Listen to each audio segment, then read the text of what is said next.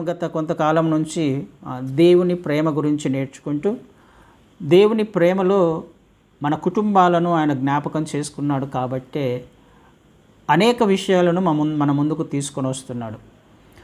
అనేక అంశాల గుండా, లేకపోతే ఉదయం లేచినప్పటి నుంచి రాత్రి పడుకునేంత వరకు మన జీవితాలలో ఎదురైన ప్రతి పరిస్థితిలో మనం ఎలా ప్రవర్తించాలి, వేటిని విడిచిపెట్టాలి, వేటిని హత్తుకోవాలి అనే విషయాలను మనం గత కొంతకాలం నుంచి నేర్చుకుంటూ వస్తున్నాం. ఎందుకు అనంటే ఆయన రాకడ అతి సమీపముగా ఉంది కాబట్టి ఆయన సూచనలు, బైబిల్లో రాయబడిన ప్రతి విషయంలో కూడా ఆయన సూచనలు మనకు కనిపిస్తున్నాయి. కాబట్టి ఆయన మనల్ని సిద్ధపరచడానికి, మన కుటుంబాలను సిద్ధపరచడానికి, ఆయన కలిగి ఉన్న ప్రణాళిక చొప్పున నడిపించడానికి ఆయన ఎంతగానో ఇష్టపడుతున్నాడు. అందుకని అనేక అంశాలను మన ముందుకు తీసుకొని వస్తున్నాడు. కాబట్టి జ్ఞాపకం చేసుకునే ప్రయత్నం చేద్దాం. అనేక విషయాలను మనం ఇంతకాలం నేర్చుకుంటూ వచ్చాం. ప్రతి విషయంలో కూడా మనము జ్ఞానము కలిగి, వివేకము కలిగి ప్రవర్తించవలసిన వారమే ఉన్నాం. ఒకవేళ అలాంటి పరిస్థితులలో మనము ఏమాత్రం నిర్లక్ష్యం చేసినా, దేవుని చిత్త ప్రకారము కాకుండా, ఆయన ఆలోచన చొప్పున కాకుండా, ఆయన వాక్యానుసారంగా కాకుండా ఏమాత్రం నిర్లక్ష్యం చేసి, తీసుకోవలసిన నిర్ణయము తీసుకోకుండా, వెళ్ళవలసిన మార్గంలో వెళ్ళకుండా మన ఇష్ట ప్రకారము వెళ్ళే ప్రయత్నం చేస్తే చాలా చాలా చాలా అపాయము ఉంది అని వాక్యములో దేవుడు అనేక సార్లు హెచ్చరిస్తూ వస్తున్నాడు. త్రోవ తప్పిపోయినప్పుడు చాలా ప్రమాదాల గుండా, అపాయము గుండా వెళ్ళే అవకాశము ఖచ్చితంగా ఉంది అనే విషయాన్ని మరొకసారి ఈరోజు ఒక వచనం ద్వారా దేవుడు జ్ఞాపకం చేస్తున్నాడు. ఆ విషయాన్ని మీతో పంచుకోవడానికి ఇష్టపడుతున్నాను. హెబ్రీలకు రాసిన పత్రిక 6వ అధ్యాయము 1 నుండి కొన్ని వచనాలను చూసే ప్రయత్నం చేద్దాం. హెబ్రీలకు రాసిన పత్రిక 6వ అధ్యాయము 1 నుండి కొన్ని వచనాలను చదువుతాను.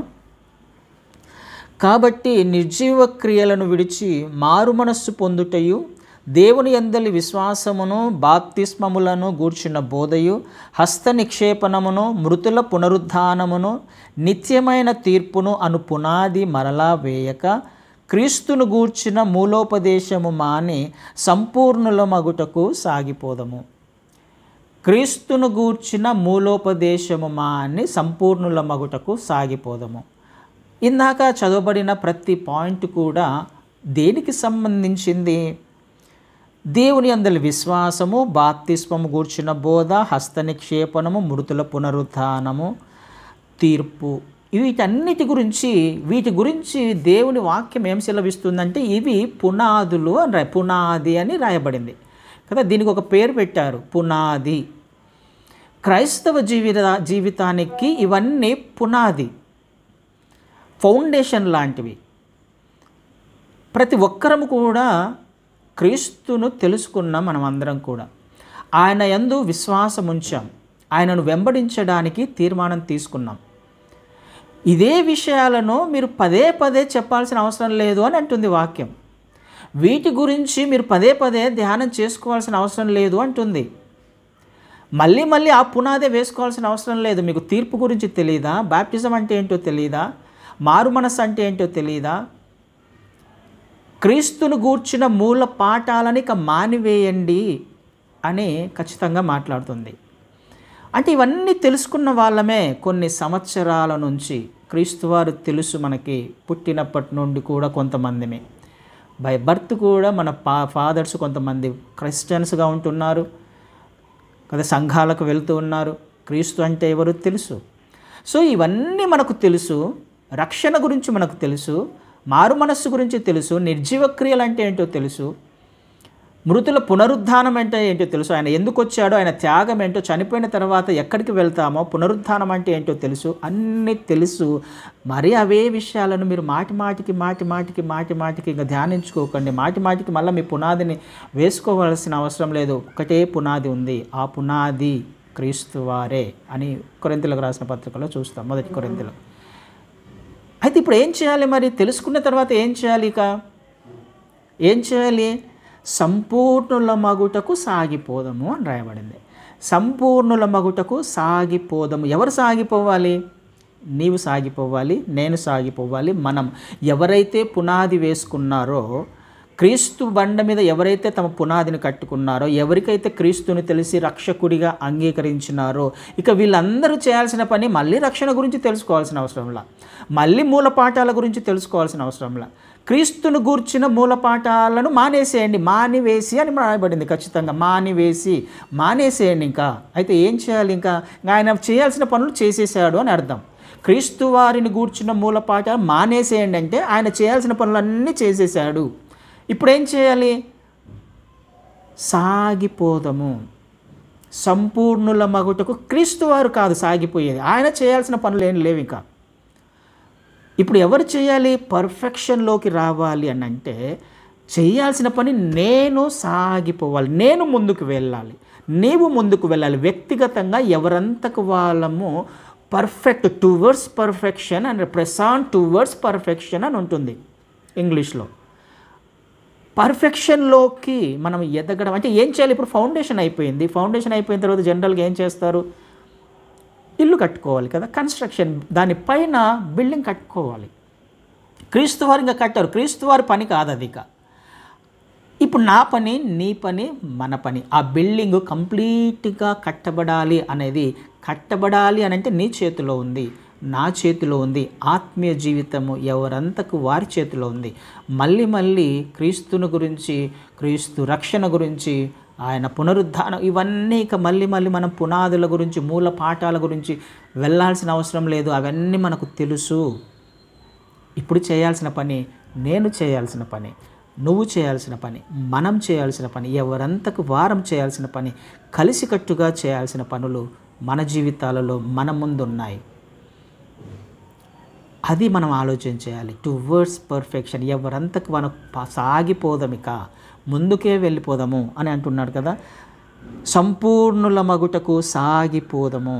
దేవుడు సెలవిచ్చిన మనం అలాగూ చేయుదము. మనం అలాగే చేయాలి. ఇంకా మనం చేయాలి, వేరే వాళ్ళు కాదు, క్రీస్తు వారు కాదు. ఇక క్రీస్తు వారు చేయాల్సింది ఏం లేదు, మనము చేయాలి అని అంటున్నాడు. ఇది మనం ఆలోచన చేయాలి. మన జీవితాలలో ప్రతిరోజు కూడా మనకు ఎదురవుతున్న ప్రతి పరిస్థితులలో మనము ముందుకు సాగిపోవలసిన విషయాలు ఉన్నాయి. టువర్డ్స్ పర్ఫెక్షన్, సంపూర్ణుల మగుటకే సాగిపోవడానికి, మన ఆత్మీయ జీవితాన్ని ముందుకు కొనసాగించడానికి, మన జీవితాలలో ప్రతి పరిస్థితిని దేవుడు మన ముందుకు తీసుకొని వస్తున్నాడు. చాలాసార్లు మనం నేర్చుకున్నాం, క్రైస్తవ జీవితము చాయిస్ బేస్డ్. అది నిర్ణయం తీసుకునే దాని మీద ఆధారపడి ఉంటుంది. మన ముందుకు 2 మార్గాలు వస్తూ ఉన్నాయి. ఆ మార్గాలలో దేనిని నువ్వు నిర్ణయం తీసుకుంటావు, దేని వైపు నువ్వు వెళ్ళడానికి ప్రయత్నం చేస్తావు, ఏ మార్గాన్ని నువ్వు సెలెక్ట్ చేసుకునే ప్రయత్నం చేస్తావు. దీని మీద మాత్రం పర్ఫెక్షన్ అంటే ఏంటి? క్రీస్తు మార్గం, 2 మార్గాలు ఉన్నాయి. ఒక మార్గాన్ని విడిచిపెట్టాలి, ఒక మార్గంలో వెళ్ళాలి. ఒక్కొక్క అడుగు ముందుకు వేసుకుంటూ వెళ్తే అప్పుడు కన్స్ట్రక్షన్ కంప్లీట్ అవుతుంది. నేను చేయాల్సిన పని, ఎవరి ఆత్మీయ జీవితాన్ని వాళ్ళే కట్టుకోవాలి. ఆ పునాది మీద ఎవరి ఆత్మీయ జీవితాన్ని వాళ్ళే కట్టుకోవాలి.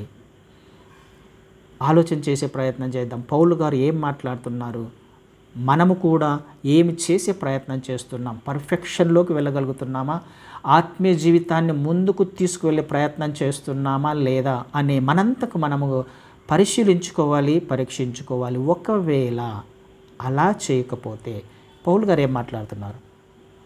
4వ వచనాన్ని చదువుతాను. ఒకసారి వెలిగింపబడి పరలోక సంబంధమైన వరమును రుచి చూసి పరిశుద్ధాత్మలో పాలివారై దేవుని దివ్య వాక్యమును రాబో యుగ సంబంధమైన శక్తుల ప్రభావమును అనుభవించిన తర్వాత తప్పిపోయిన వారు తమ విషయంలో దేవుని కుమారుని మరలా సిలువ వేయుచు బాహాటముగా ఆయనను అవమానపరచుచున్నారు కనుక మారు మనస్సు పొందునట్లు అట్టి వారిని మరలా నూతన పరచుట అసాధ్యము. ఎంత చక్కగా మాట్లాడుతున్నాడు, ఎంత హెచ్చరిక, భయపడాల్సిన విషయము. ఒక హెచ్చరిక ఉంది, ఒక భయము ఉంది అక్కడ. ఒక్కసారి రుచి చూసిన తర్వాత, ఒకసారి ఫౌండేషన్ వేసుకున్న తర్వాత, ఒకసారి క్రీస్తుగా వారిని అంగీకరించిన తర్వాత, వెంబడిస్తానని నిర్ణయం తీసుకున్న తర్వాత తప్పిపోతే కదా రాయబడింది. రుచి చూసి పరిశుద్ధాత్మలో పాలివారై దేవుని దివ్య వాక్యమును రాబో యుగ సంబంధమైన శక్తుల ప్రభావమును అనుభవించిన తర్వాత తప్పిపోతే, ఆయన ఎందుకు వచ్చారో, ఆయన త్యాగం ఏంటో, పరలోక సంబంధమైన విషయాలు ఏంటో, యుగయుగములు మనం ఎప్పుడు ఎలా నివాసం చేయబోతున్నామో, దానికి చేయవలసిన పనులేంటో, ఇవన్నీ కూడా తెలుసుకున్న తర్వాత, రుచి చూసిన తర్వాత, ఎక్స్పీరియన్స్ చేసాం. మనం క్రైస్తవ వారిని ఎక్స్పీరియన్స్ చేయగలిగాం, పరలోక రాజ్యాన్ని ఎక్స్పీరియన్స్ చేయగలుగుతున్నాం. అది నమ్ముతున్నాము, విశ్వసిస్తున్నాం. అందుకనే ఆయన వెంబడించడానికి తీర్మానం తీసుకున్నాము, ముందుకు వెళ్ళే ప్రయత్నం చేస్తున్నాం. అయితే ఒక్కవేళ నిర్లక్ష్యముగా ప్రవర్తించినట్లయితే, తప్పిపోయినట్లయితే వాళ్ళని తిరిగి సమకూర్చుట అసాధ్యము, ఇంపాసిబుల్ అని రాయబడింది కదండి. ఆలోచన చేసే ప్రయత్నం భయపడాల్సిన విషయము. అందుకనే క్రైస్తవ జీవితంలో ఏమాత్రము కూడా నిర్లక్ష్యము అనేది ఖచ్చితంగా ఉండకూడదు.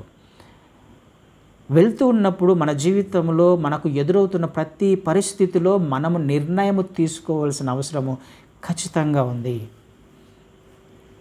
పర్ఫెక్షన్లోకి మాత్రమే మనం వెళ్ళాలి, కానీ ఇంకా వేరే వైపు చూడడానికి అవకాశమే లేదు క్రైస్తవునికి, వేరే మార్గమే లేదు క్రైస్తవునికి. ఆత్మీయ జీవితాన్ని ముందుకు తీసుకువెళ్ళడమే, ఇరుకైన మార్గంలో తీసుకువెళ్ళడమే.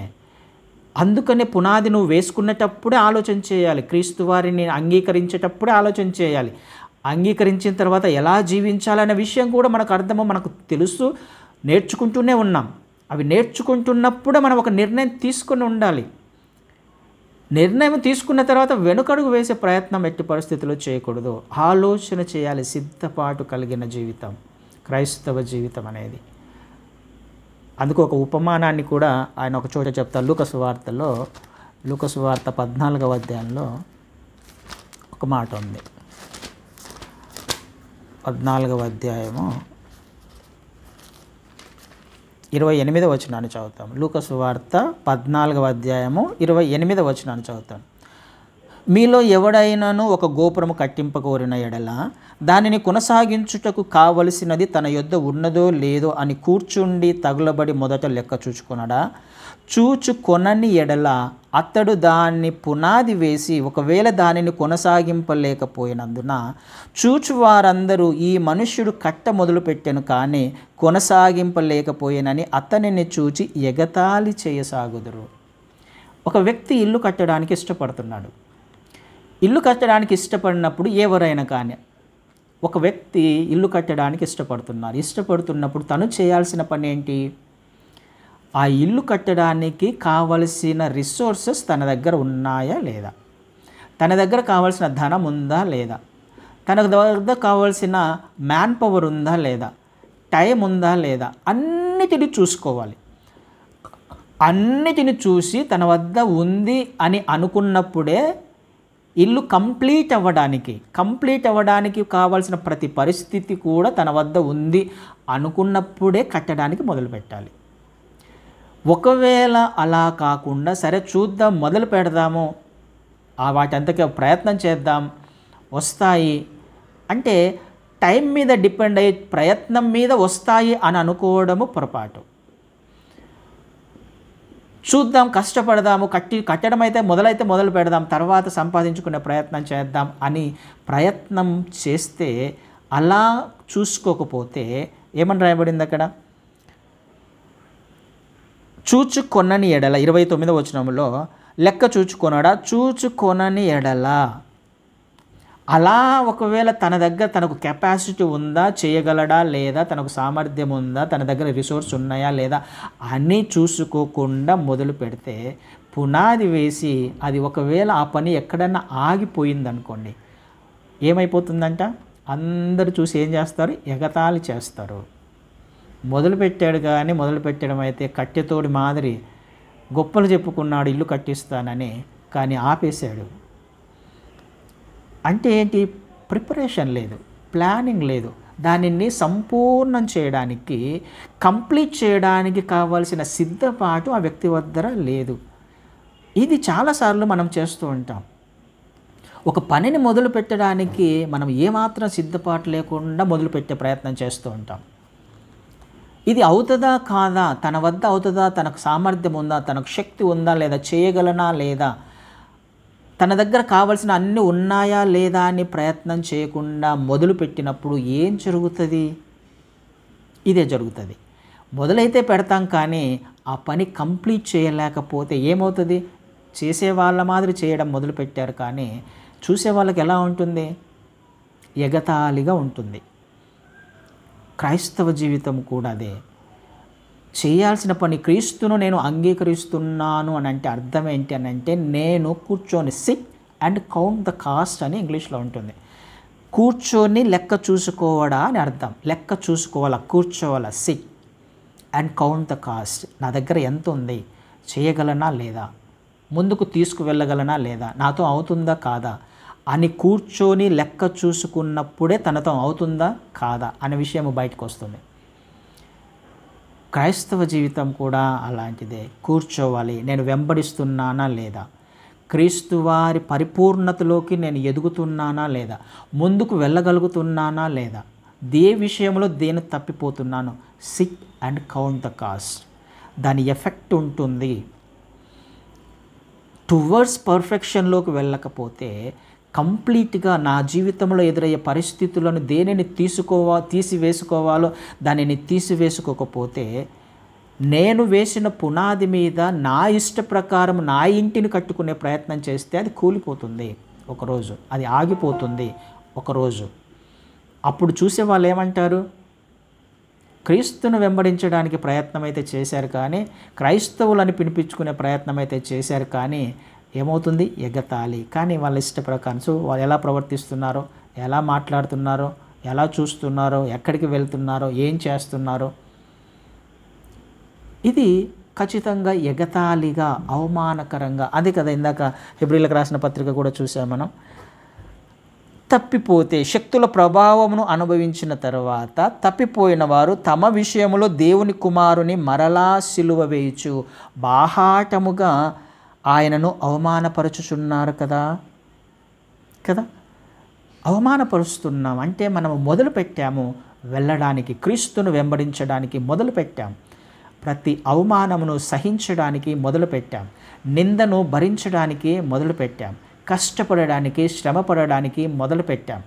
అయితే శ్రమ వచ్చినప్పుడు ఏం చేస్తున్నాం? కష్టం వచ్చినప్పుడు ఏం చేస్తున్నాం? నింద వచ్చినప్పుడు, అవమానం వచ్చినప్పుడు, బాధ కలిగినప్పుడు ఏం చేస్తున్నాం? లేకపోతే లోకంలోని ఒక పరిస్థితి నా జీవితంలో అనుమతించినప్పుడు, ఆ విషయం వచ్చినప్పుడు నేను ఎలా ప్రవర్తిస్తున్నా, ఏం చేస్తున్నాను? ఇది ఆలోచించాల్సిన విషయము. ప్రిపరేషన్ లేకుండా ఆయన మార్గంలో ఎట్టి పరిస్థితుల్లో మనం నడవలేము. సిద్ధపాటు లేకుండా, దాని పట్ల కూర్చొని దానిని గ్రహించకుండా, చేయకుండా, ఆలోచన లేకుండా ముందుకు క్రైస్తవ జీవితం ఎట్టి పరిస్థితుల్లో వెళ్ళదు. అలా ఒకవేళ నిర్లక్ష్యముగా చేసుకుంటూ, పనులను చేసుకుంటూ, మన చిత్త ప్రకారం చేసుకుంటూ వస్తే వారిని తిరిగి నూతనపరచుట అసాధ్యము అని రాయబడింది. తిరిగి విశ్వాసములోకి తీసుకురావడము ఇంపాసిబుల్. ఎవరు చెప్తున్న మాట ఇది? మనుషులు చెప్తున్న మాట కాదు, సేవకుడు చెప్తున్న మాట కాదు, దేవుని వాక్యం చెబుతున్న మాట. తప్పిపోయిన వారిని తిరిగి విశ్వాసములోకి వచ్చిన తర్వాత, తప్పిపోయిన వారిని క్రీస్తుని రుచి చూసి తెలుసుకున్న తర్వాత తప్పిపోయిన వారిని తిరిగి సమకూర్చుట ఇంపాసిబుల్. ఎందుకు ఇంపాసిబుల్? దేవుడు చేయడాలా అంటే ఖచ్చితంగా ఆయన చేయడానికి ఇష్టపడుతున్నాడు. కానీ ఎందుకు ఇంపాసిబుల్ అంటే, ఎందుకు ఇంపాసిబుల్?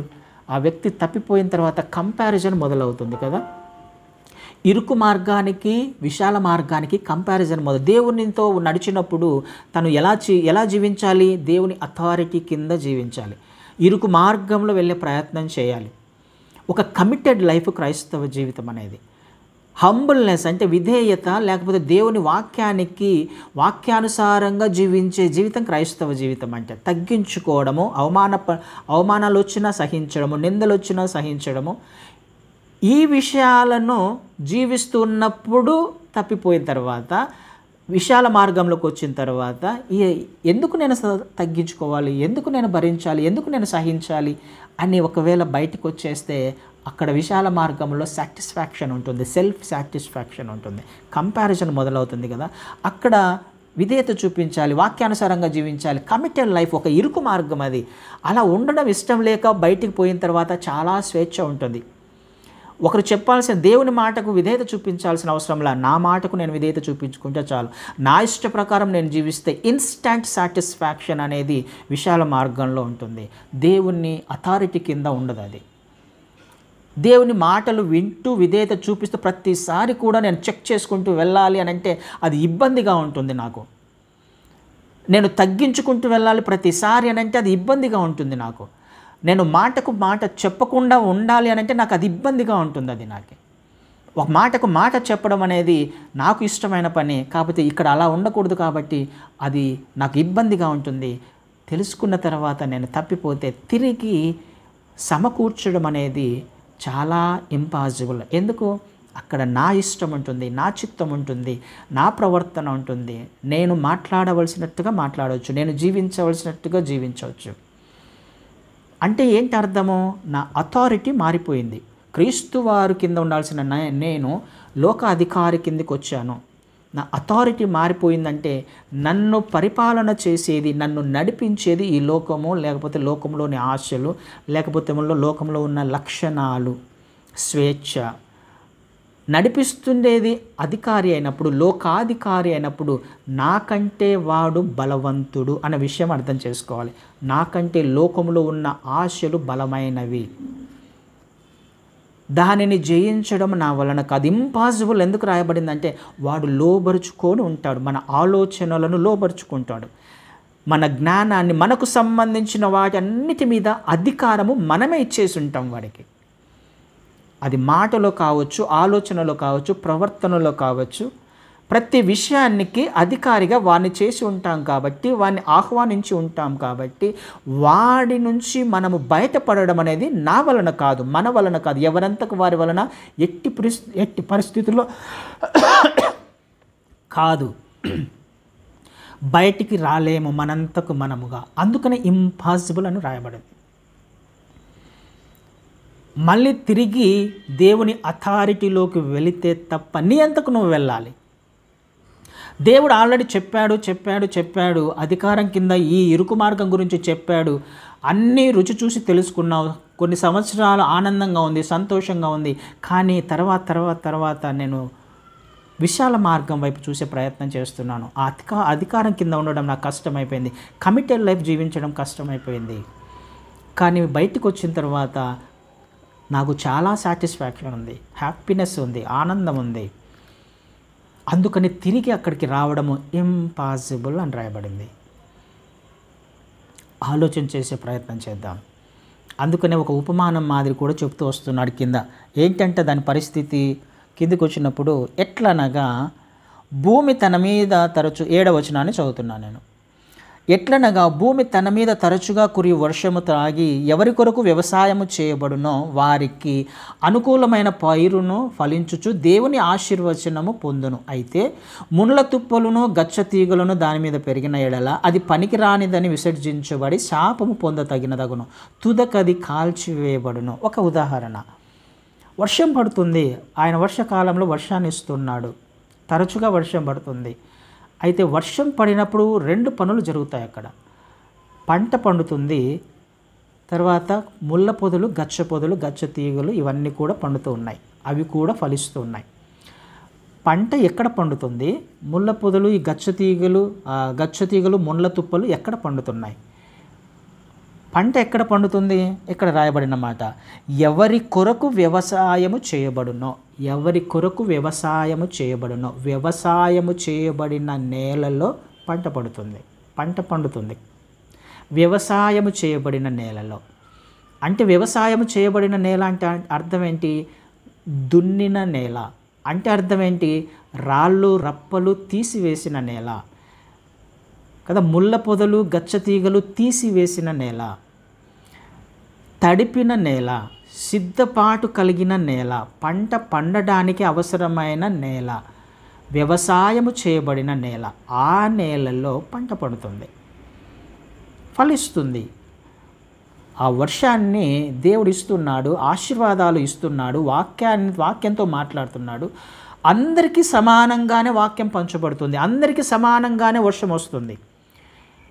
అయితే గచ్చపొదలు ఎవరికి పండుతున్నాయి? వ్యవసాయము చేయబడని నేల, సిద్ధపాటు లేని నేల.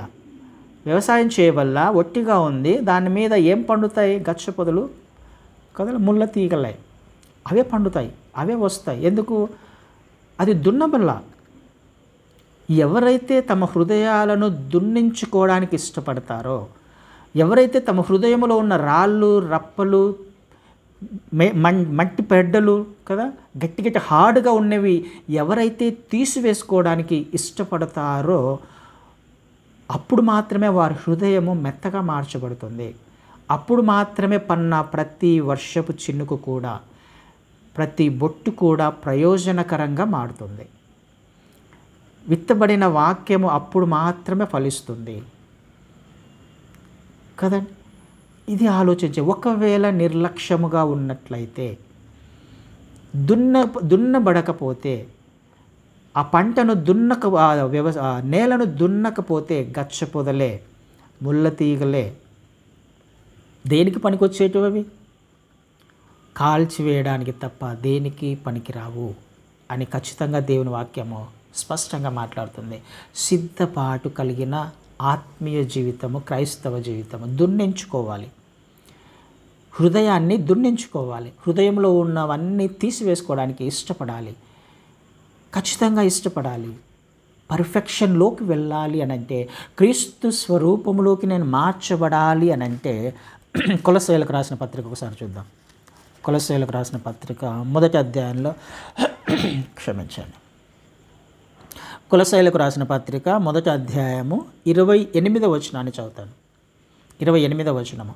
ప్రతి మనుష్యుని క్రీస్తునందు సంపూర్ణునిగా చేసి ఆయన ఎదుట నిలువబెట్టవలనని సమస్త విధములైన జ్ఞానముతో మేము ప్రతి మనుష్యునికి బుద్ధి చెప్పుచు ప్రతి మనుష్యునికి బోధించుచు ఆయనను ప్రకటించుచున్నాము. అందు నిమిత్తము నాలో బలముగా కార్యసిద్ధి కలుగచేయు ఆయన క్రియాశక్తిని బట్టి నేను పోరాడుచు ప్రయాసపడుచున్నాను. ఏం ప్రయాసపడుతున్నారు పౌలు గారు? ప్రతి మనుష్యుడు కూడా, క్రీస్తును అంగీకరించిన ప్రతి మనిషి ఏం చేయడానికి ప్రయత్నం చేస్తున్నాడు? క్రీస్తునందు సంపూర్ణునిగా చేసి ఆయన ఎదుట నిలవబెట్టడానికి ప్రయత్నం. పౌలు గారి పరిచర్య యొక్క సారాంశం అంతా ఏంది? ఎవరి పరిచర్య అయినా కానీ యథార్థంగా పరిచర్య చేసే ప్రతి సేవకుని యొక్క ప్రాముఖ్యత ఏంటి? ఎందుకు పరిచర్య చేయాలి అని అంటే, ప్రతి విశ్వాసిని కూడా క్రీస్తునందు సంపూర్ణునిగా చేయడానికి కదా, ఆయన ఎదుట నిలవబెట్టడానికే. అంటే సంపూర్ణంగా చేయబడకపోతే నిలవబెట్టబడలేడనగా, ఆయన ఎదుటికి వెళ్ళలేడనేగా అర్థం, పరలోక రాజ్యానికి వెళ్ళలేడనేగా అర్థం. ఆయన ఎదుట నిలవబడాలి అని అంటే సంపూర్ణునిగా చేయబడాలి, పరిపూర్ణునిగా చేయబడాలి, పర్ఫెక్షన్లోకి వెళ్తున్న వాడే, ఆ ఇంటిని పునాది మీద కట్టుకునే ప్రయత్నం చేస్తున్న వాడే ఆయన ఎదుట నిలవబడగలడు కదా.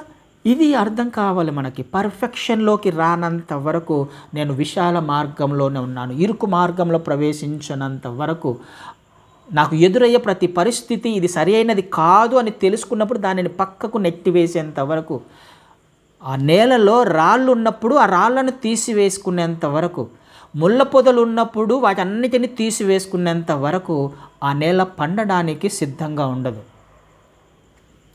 క్రీస్తు వారి పర్ఫెక్షన్, క్రీస్తు నందు సంపూర్ణులుగా మనము చేయబడితేనే ఆయన ఎదుట నిలవబడగలం మనము.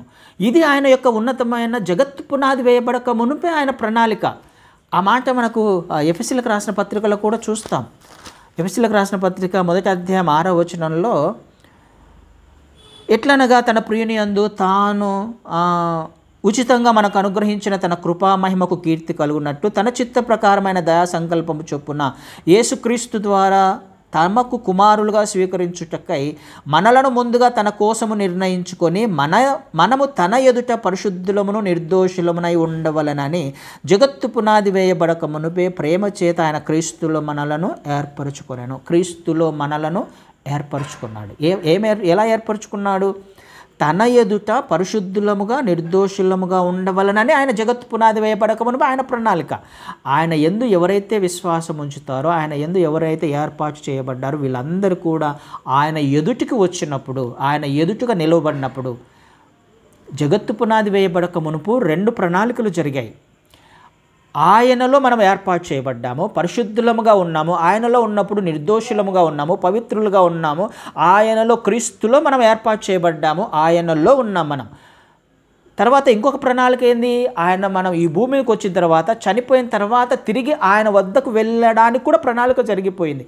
ఆయన వద్దకు ఎవరు వెళ్తారు అని అంటే నిర్దోషులుగా ఉన్న వాళ్ళే, పరిపూర్ణులుగా చేయబడిన వాళ్ళే, కలంకము లేని వాళ్ళే, ఆయన కొరకు సాక్షులుగా జీవించగలిగిన వాళ్ళే ఆయన ఎదుట నిలబడడానికి ఈ ప్రణాళిక జగత్తు పునాది వేయబడక మునుపే ఏర్పాటు చేయబడింది. మరి ఈ విషయం నాకు తెలిసినప్పుడు, నేను ఆయనను అంగీకరించినప్పుడు, ఇప్పుడు నేనేం చేయాలి? Towards perfection, press on towards perfection. ప్రయాసపడాలి, కష్టపడాలి పర్ఫెక్షన్లోకి వెళ్ళడానికి, క్రీస్తునందు మనము పరిపూర్ణులుగా మార్చబడడానికి ఖచ్చితంగా ప్రయాసపడాలి, ప్రయత్నం చేయాలి. వెంటనే రాదు నిజమే, కానీ ప్రయత్నం అయితే ఖచ్చితంగా చేయాలి. ఒక్క రోజులో వచ్చేది కాదు, 2 రోజుల్లో వచ్చేది కాదు, వారం రోజుల్లో, నెల రోజుల్లో, సంవత్సరంలో వచ్చేది కాదు. జీవిత కాలం అంతా కూడా ప్రయాసపడుతూనే ఉండాలి. అది క్రైస్తవ జీవితం అంటే. ఆలోచన చేసే ప్రయత్నం చేద్దాం. 2 ఇళ్ళు ఉన్నాయి కదా, ఇసుక మీద కట్టబడింది, బండ మీద కట్టబడింది. ఏంటి పర్ఫెక్షన్లోకి వెళ్ళడము అని అంటే ఆయన మాట చొప్పున అని రాయబడింది 7వ అధ్యాయం మత్తయి సువార్తలో చూస్తాం. ఎవరైతే నా మాట చొప్పున తమ ఇంటిని కట్టుకునే ప్రయత్నం చేస్తారో, బండ మీద ఎవరైతే ఇంటిని కట్టుకునే ప్రయత్నం చేస్తారో, పునాది మీద ఎవరైతే ఇంటిని కట్టుకునే ప్రయత్నం చేస్తారో వాళ్ళు నిలవబడిన వాళ్ళు ఏ సమయంలో? వరద వచ్చినప్పుడు, వాన వచ్చినప్పుడు, తుఫాన్ వచ్చినప్పుడు కదలక స్థిరంగా ఉంటుంది. ఏంటి పర్ఫెక్షన్లోకి వెళ్ళడము అని అంటే శ్రమ వచ్చినప్పుడు, కష్టం వచ్చినప్పుడు, నింద వచ్చినప్పుడు, అవమానం వచ్చినప్పుడు తట్టుకొని నిలవబడడం. వాటిని క్రీస్తు వారు ఏ విధంగా అయితే దాన్ని నిర్లక్ష్యపరిచారో, హెబ్రీయులకు రాసిన పత్రికల్లో అదే మాట ఉంటుంది. ఆయన నిర్లక్ష్యపరిచెను అనే మాట ఉంటుంది కదా. అదొక మాట చదువుకొని ముగించుకుందాం. హెబ్రీయులకు రాసిన పత్రిక 12వ అధ్యాయంలో